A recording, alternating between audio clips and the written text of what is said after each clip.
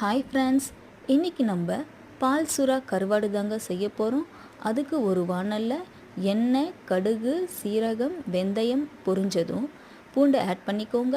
பூண்டு பொரிஞ்சதும் வெங்காயத்தை ஆட் பண்ணிக்கோங்க. வெங்காயம் கண்ணாடி பதம் வந்ததும் பூண்டு பொடி ஆட் பண்ணிக்கோங்க. வெங்காயம் நல்லா வதங்கினதுக்கு அப்புறமேட்டுக்கு தக்காளி சேர்த்துக்கோங்க.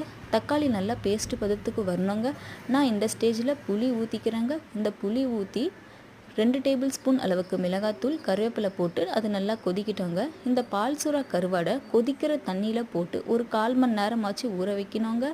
அது நல்லா ஊறினதுக்கு அப்புறமேட்டுக்கு நம்ம அதை 3 டைம் வாஷ் பண்ணி எடுத்து இந்த குழம்பு சுண்டி வந்ததும் நம்ம அந்த கருவாடை அதிலே போட்டு நல்லா கிளறி விட்டுக்கலாங்க.